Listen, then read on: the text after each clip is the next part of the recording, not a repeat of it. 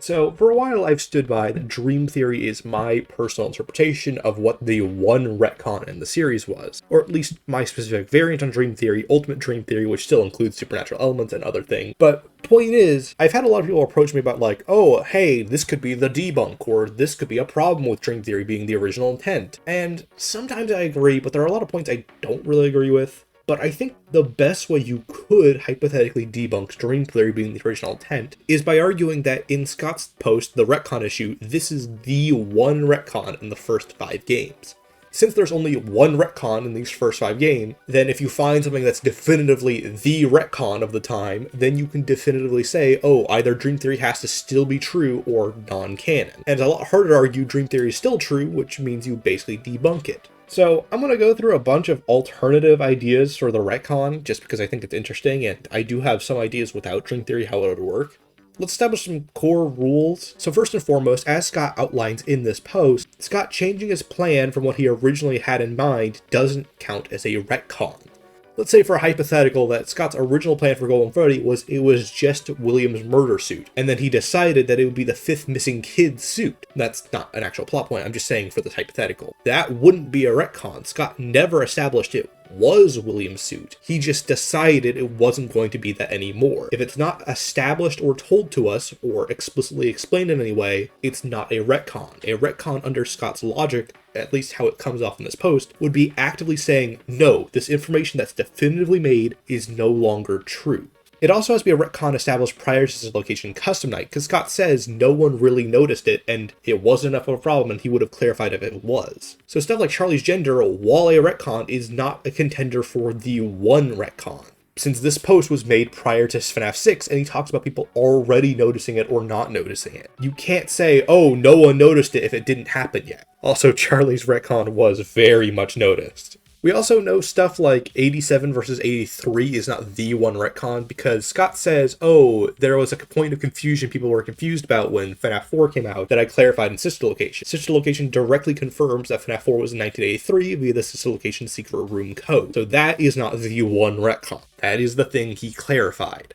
One thing I'm looking for in these alternative retcons is Scott said, oh, he would have clarified if it was too confusing, which is something people bring up as a counterpoint against Dream Theory, saying it's too confusing or too big of a retcon to count as unnoticed or something that he would have to clarify in this post. I'm skeptical he would have unless it was something huge, like, I don't know, a character being retconned as never existing, or at least it would be really obvious. But since this is a point brought against Ultimate Dream Theory, a lot of my retcons are going to be something that will fit this more. They will be something super subtle or weird that a lot of people don't talk about or weren't really processing. There's some simple stuff, like a pretty common idea is that Phone Guy says the characters have been around for 20 years in FNaF 1, when Fredbear's gives us our earliest date of 1983. But that doesn't account for the possibility of Fredbear's being older than 1983 and just Freddy's is after 1983. But then that gets into some weirdness where it's like, well, he is talking about the Freddy's character, so that could be the retcon maybe, but also it's never established in the first 5 games that Freddy's has only been around since 1983. That's something that's established in Help Wanted. Another kind of similar retcon would be something like the Killer Convicted poster, but that has a real workaround, which is in the same poster, it says killer charged, and then goes on to talk about how they couldn't find the bodies, which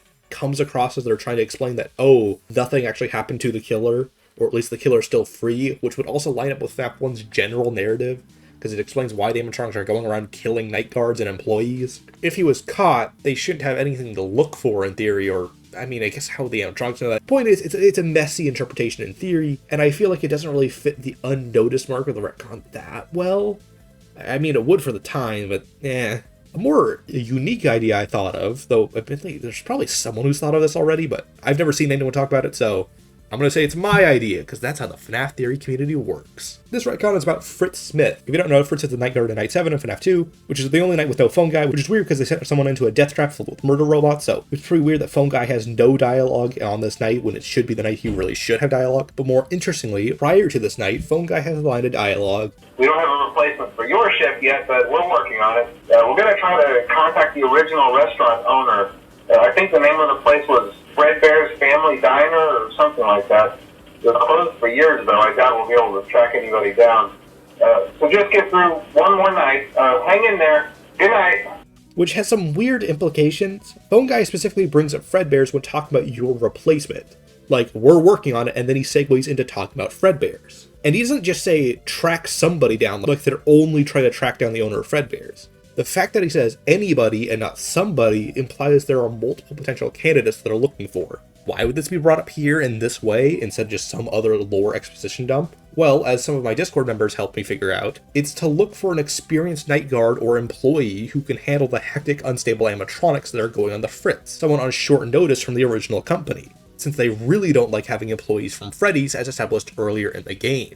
No one is allowed in or out, especially concerning any previous employees. So an employee from Fredbear's would be ideal, someone who's experienced with these characters but isn't dubious or untrustworthy, like Dave Miller, and if we follow this implication, then Fritz would be that guy. That also explains why he has no phone call on his night, unlike Jeremy. And if in the modern lore, Mike is Fritz in literally any capacity, then that is a retcon against Fritz's established backstory. And this is a retcon established as soon as Sister Location Custom Night comes out. And like I said, no one's ever talked about this to my knowledge, so it would be unnoticed. And it never really made confusion. People just assumed Fritz had no backstory and that Mike was overwriting that backstory or something like that. Mike is a kid during the Fredbear's era and can't work at Fredbear's. So Mike being Fritz would actively overwrite Fritz's pseudo backstory. Unlike Mike being Mike Schmidt, which would just kind of fill in something we didn't know about Mike. I guess you could use this to argue that Fritz isn't Mike at all, but I don't know. This is just an idea I thought of. Another one, just that the bite victim was originally meant to be a player in FNaF 4, but is retconned into being Mike with Sister Location. But that one sort of is stuck with the same problem as Charlie and the 20-year retcon problem, which is most of the evidence that talks about that and would retcon that in theory comes from after Custom Night.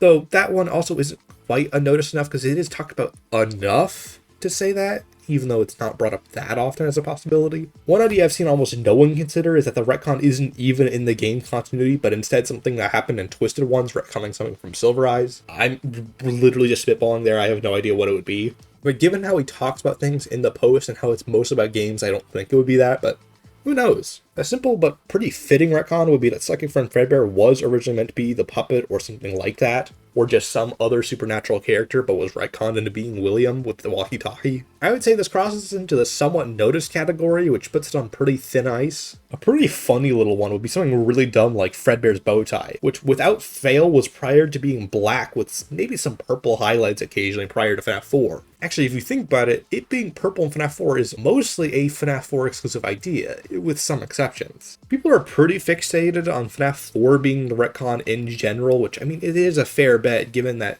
it and FNaF World are pretty much the most unstable games in terms of development and lore. I mean, at least that's what I get from how Scott talks about both of them in Dako's interview.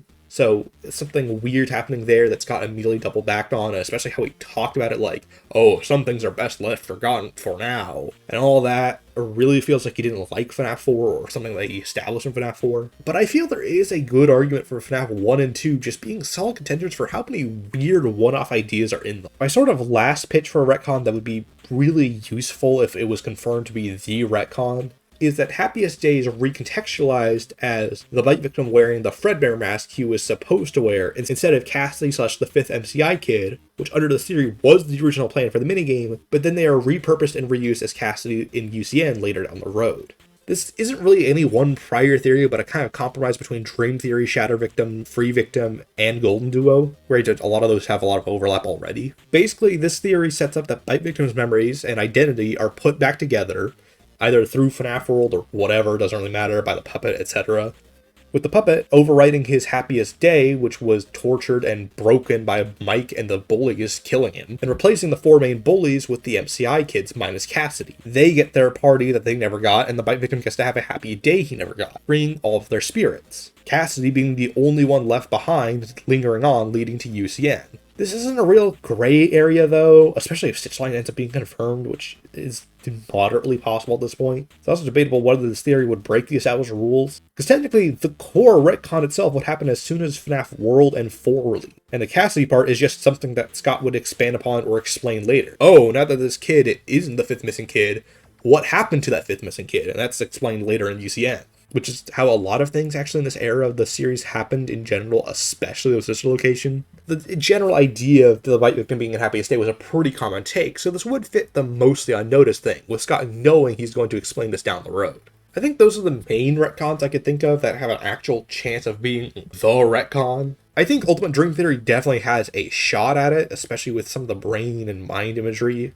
Though, if it's not canon, then I would argue Fritz Fredbear's or Happiest Daycon would be my personal picks for what the retcon would be. Honestly, I like the idea of Happiest Daycon just being the original tent, but I'm not confident enough in to say that. Though if I had to make a timeline, that's probably the version I would pick. Anyway,